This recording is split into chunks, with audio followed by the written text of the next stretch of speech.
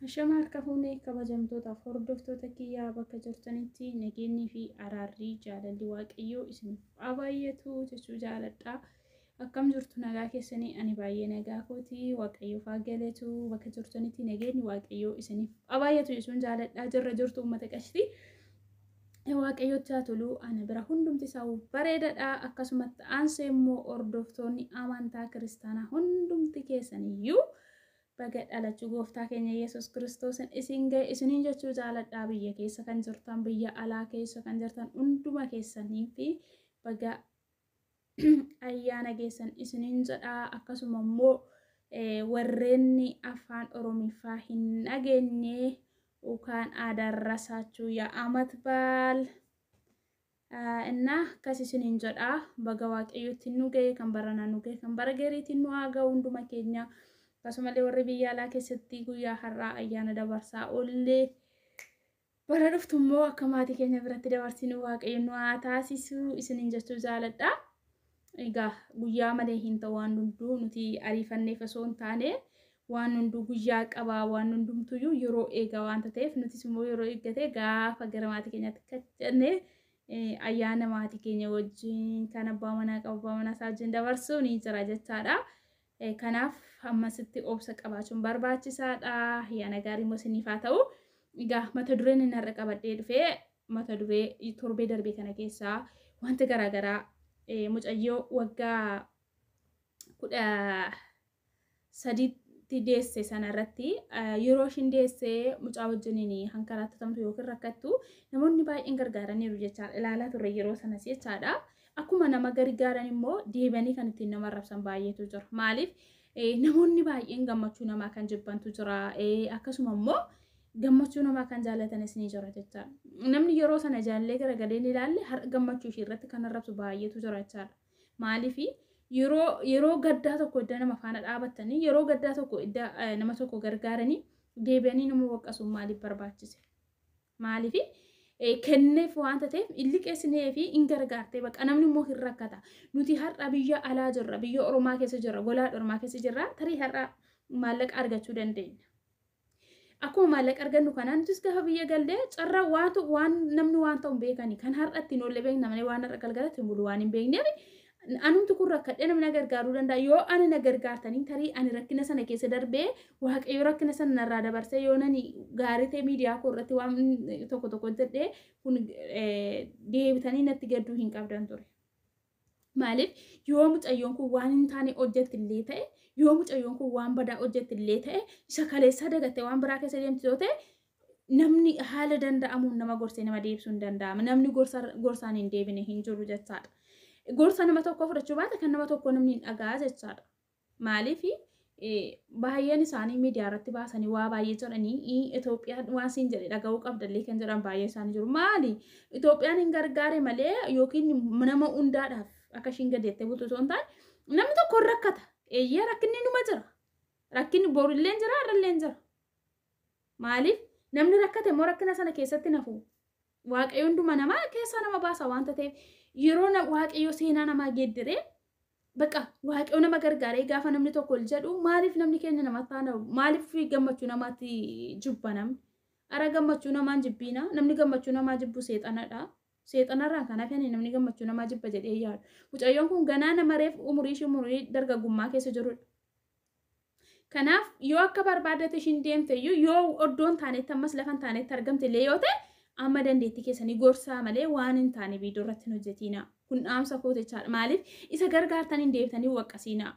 Edda kennitaniif tokko kennitanii waan ta'eef nama mayyuu liqeessitee deebitee hin gaafatiin. Yoo namni sun ofii beekasii kenne malee anama yeroo baay'ee waa tokko namaa kennee deebee nama gaafachuu nan salacha. Maaliif yoo nama tokko irraa ammoo waa tokko fudhadhee kan nama sanaa irrimina hin qabu. Sababni isaa maaliif amma waan nama sanaa deebisutti jechaadha. Maaliif nama arrabsuun hin barbaachisu, nama qeequun illee hin barbaachisu. Namni hin rakkanne hin jiru. Haadha golaa dhormaa keessa teenye waan kana dhormaa uffannee waan kana dhormaa intinii jennee gaazaba kan ishii qabnu waan chaappistiikii fi meekaabii garaagaraa binnu hin jedhiina. Boorgallee rakkachuun hin jira. Boorgallee dhiphachuun hin jira. Waa baay'eetu nama rakkisa. Waan itti rakkatan hin beekanii akkana hin jedhiina. Ittiin faradiinaa mucayyoo kanatti. Dubartiin firaa hin qabdu. Ittiin faradiinaa. maaliif wanti nama quunnamu hin beekamu jechaadha. Maaliif amma baay'een amma asuma Dubaay kana keessatti mee kan biyyaa kana daa'ima kana isaatti amma Dubaay kana keessatti namoonni baay'een gooda tulfaanii dhalanii fagataan jiranii. Kunillee daa'ima ganaa nama waggaa 13 deesse har'a kunoo nama guddatte daa'ima ishee guddisaa jirtudha. Garuu immoo deebitanii yeroo isin koomentiin taane maali koomentii waan taane kamitti harki namaa barreessa. Koomentiin taane barreessinaa fi namni immoo amilee ishee cabsuu yaadina yoo isin danda'ame waan hin taane irratti argamti amma soddoon taanetti kufuuf deemti yoo ta'e gorsaa deebisa. Biyuun har'a ittiin funaannattan laayikiin sin har'a ittiin funaannattan sabiskiraabii sin har'a ittiin funaannattan yeroodhaaf sin fayyada malee borsamii irratti sin gaafata. Maaliif edda nama tokko gargaartanii mucaa sana ilaaltanii gargaartan yoo ta'e isin boruyyuu nama biraa soo argitan nama sana ilaaltanii gargaartu jechaadha. Yoo waaqayyoon ilaaltanii rabbiin uumaa keessanii ilaaltanii gargaartan immoo nama sanayyuu osoo waan barbaade hojjetee waan barbaade darbee fi deebitanii ittiin gaafatan. Namoonni baay'een nama ilaalee kan deemu jira. Waaqayyoon ilaalee kan deemu miti. Bara kana keenya kana keessa namni nama ilaalee deema. Namni nama ilaalee bifa ilaalee guddina ilaalee maallaqa ilaalee deema. Kun immoo miti. Namni waaqayyoon ilaaleetu waan hundumaa arga. Namni waaqayyoon ilaalee socho'u. Namni waaqayyoon ilaalee deemu waan hundumaa arga. Garuu namni waaqayyoon ilaalee hin deemne konkumaa ofumaa dhamaa malee hin guddatullee hin haftuudhaan. Maaliif waan hin taane barreessanii baay'een waan namni siin jedhe waan Itoophiyaan siin jedhe dhageesse buluu qabda malee maali? Na Itoophiyaan hin gargaare bakka hin gargaarre gargaartan wallaa irratti gargaartan miti bakka mucayyoon kun immoo amma shaarra ishiidhaa darbee warra dheebuu baasaa jirti. Warra dheebote gargaaraa jirti. Baay'ee viidiyoo ishii jala deeman ilaala yeroo ishiin gallakkiftu.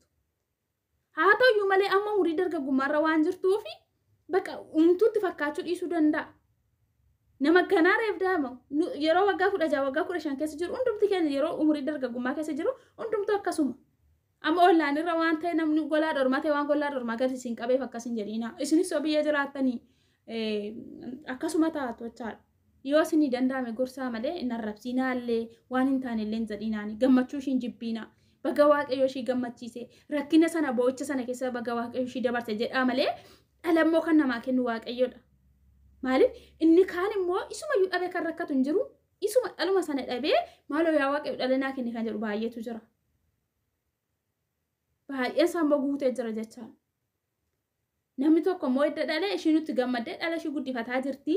Edda immoo dhala ishii guddifachaa egaa miidiyaa irrattis baatee yoo sirbitees yoo caaffattees bakka isin hin arrabsiina yoo dandeessan keessaan dhaqaa gorsaa yoo dandeessan koomentii gorsa ishiidhaaf kennu gorsaa malee hamilee ishii cabsuu sammuu ishii tuquu iyyaalina. Namni hamilee namaa cabsu ofuma isaatii bor hamilee isaa caba.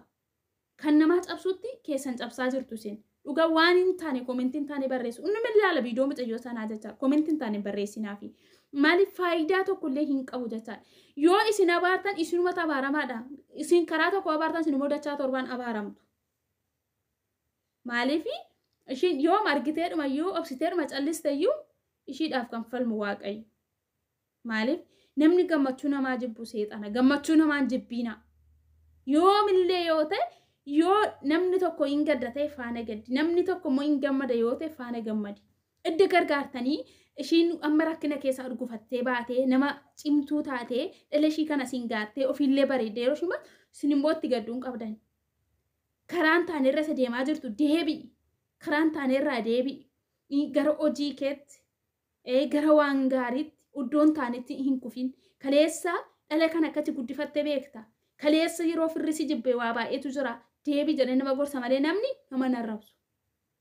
Nama narrabsu jechaadha. Kaleessa isa birrii kaleessa maallaqa birriitti hin gargaartaniin deebi'ee namni nama narrabsu jechaadha. Baay'een isaanii maallaqa kaleessa gargaaranii narrabsu. Araa uummata tiiktookii kana waaqayyoo umtu tiiktookii sana achirraa gubu. Tiiktookiin nama maraacheera. Tiiktookiin shamarran keenya maraacheera. Dhiirota keenya maraacheera. Kan heerumsiisu tiiktookii kan nikaa adda adda hiiku tiiktookii kan nikaa hidhu tiiktookii kan nama hamatu tiiktookii kan nama shoomu tiiktookii. Araa oddoo isaati yoo agubu waaqayyo. Waanuma nama dabbaru malee waanuma nama jibbisiisu malee achirra hin jiru jechaadha. Dhugaa dubbachuuf taana waan nama aarsu bakka waan nama ciigga'u bichaata achirra jira. Maaliif guyyaa tokko achumarra seenee fedhe waan ilaale tokko hin qabu. Yoo amma achirra seenee arrabsoo nama argee bira darbe. Jechama nama argee bira darbe. Qeeqa amantii argee bira darbe. Qeeqa zarii yoo argee bira tarii malee jechaadha. Kanaaf isin immoo gaafa namni tokko waan hin taane barreessu nama sana jalaa fudhatanii mucayyoon kun akkana taate fedhii ishiitiin ifa ofuma ishiitii fedhii ishiitiin deesse malee humnaan giddiin qabatee mitiin jedhiina kan argee guyyaa sana namni bira jiru hin jiru garuu immoo kan argee waaqayyo qofaadha. Maaliif hin faradiin sitti faradama kan jedhu caafamee jira macaafa irratti. Ittiin faradiina dubartiin firan qabdu ittiin faradiina. Kanaaf namni guyyaa gaafa sana gaafa ishiin fedhii ishiitiin nama tokko bira dhaqu namni arge hin jiru. Kan arge gooftaa Yesuus Kiristoos qofaadha. Kanaaf namatti hin faradiina. Namatti faraduun sirrimti isinitti faradama namatti faraduutti. Namatti hin faradina. Namni tokko karaa jallarra deema yoo ta'e karaa jallinarra deebii jedhaan amma dhuguma yoo nama cimtuu taatanii nama guddaa taatan akkas nama deebisa namni. Kana lalatti immoo ishiin akkana akkas jedhee yoo nama hamataa oole namni nama hamatu akkuma isaattuu gad deebi'a. Kanaaf dhaamsaan inni isinii qabu yeroo namni tokko waa balleessee argitan gorsuutti fiigaa malee miidiyaarra sheer gochuutti hin fiigina. Faayidaa hin qabu. Biyuun guyyaa har'a borsi kasasa. Karra rabbitu borsi kasasa.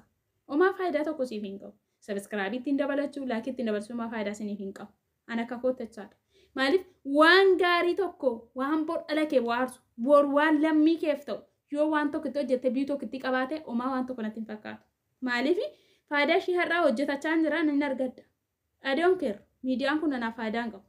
Omaa naaf gatii naaf hin kennu. Isa lammiin koo jala galee natti kolfurra isa lammiin koo waan natti gammadu hojjedhee bira darbuu naa wayya. Waan seenaa qabu hojjedhee bira taruu naa wayya. Har'aaf gola maadaamii keessa taa'ee waan tokko irratti hojjedhee darbuu hin danda'a. Bor miidiyaa koo irratti waan seenaa gagalmeessu irratti hojjechuu danda'a. Maaliif dhalli koo bor boranii dhalu kuni miidiyaa koo kanarratti waan guguddaa hojjechuu dandeessi kenna. Yoo ani nama cabsa ta'ee yoo ani san nama gargaaree nama rabsa ta'e bor dhalli koo akkasuma faayidaa hin qabu. Dhaloota dhufuuf waan gaarii galmeessaa, dhaloota dhufu waan gaarii barsiisaa, dhaloota dhufu waan gaarii yoo as ol biqilee dhaloonni dhufullee waan gaarii biyya keenyaaf nama keenya maatii keenyaaf hojjechuu danda'a. Kanaaf waan ani isiniin jedhu keessatti adaraa waan gaarii yaada. Waan gaarii yaada. Yoo namni gammadee isin immoo ittiin gaddiina. Namni haa gammadu maaliif nama jaalladha gaafa namni tokko gammadu gammadaaf isinillee. Bakka namni tokko yoo gammade isin immoo isa aarsuudhaaf isa mataa isa gadi qabuuf hin kaatina. Waan akkanaa sirrii miti kun waaqayyoon nurraa hin jaalatu. Har'aa fi nuti toluu danda'a gollaa dhormaa keessa. Baay'een keenya rakkinni biyya keenyaallee kan ittiin dhaga'amne hin jira. Maaliif akkas ta'uun nurraa hin barbaachisu yoon dogoggore dhiifama naaf godha. Maaliif waan tokko gaafa hin taane waan biyya kee xiqqoo ishee oskaa hin beeku jechaadha. Waan dhufe tokko ni dubbadha. Bakka bira kutaa jechaadha. Kanaaf hundumti keessaniyyuu adaraa keessanii biyuudhaaf laayikiif jettanii waan hin taane baatanii hin deemina. Waan isinirraa fokkisu ilaalladha. Ofuma keessaniif of ilaalladha. Maaliif yeroo har'aatti bakka namoonni baay'een ani biyuuf malee minaamin jedhu. Kun biyuttiin har'a si fayyadu karra rabbiitti si kassasa. Faayidaa hin qabu. Biyuun tarra mucayyoo kan yookiin gadi gombisoo yookiin waa tokko jettee fiddee namni si ilaalu faayidaa hin qabu. Karra waaqayyootti si gaafata. Har'a saantimni argattu si taa'u. Saantii bootee dabqitee kanatti golaa dhormaa keessatti fiddu sana si wayya. Isati namarratti haasoftee fiddu sanarra. Innaa kanan siniin jedha warroonni as duraan maatii taatan jirtan galatooma. Warroonni maatii naaf hin taane immoo subscribe, like, share, comment godhuudhaan na hordofaa isiniin jedha. Viidiyoo koo yeroo jalqabdan laakiin jalqabaa, shareis naaf godhaa isiniin jedha. Hunduma keessaniyyuu galatooma ulfaadha. Yoo dubbadhe keessatti isin gaddisiiseera ta'e dhiifama naaf godhaan isiniin jedha. Maaliifi waan natti fakkaate tokko ergaa dabarfachuu waan hin barbaadeefi jechaadha. Maaliif namoonni baay'een dogoggorarra jiru waan ta'eef egaa namoonni keenya gaafa gorsa qabu hin dhaggeeffatani. Isa jecha qabu isa waan hin taane kana ilaalu malee jechaadha. Waan gaarii namni keenya hin ilaalu. Haa ta'uyyuu malee galatooma ulfaadha. Ma viidiyoo biraa walitti deebinu nagaan naa turraa. Masalaama bye bye.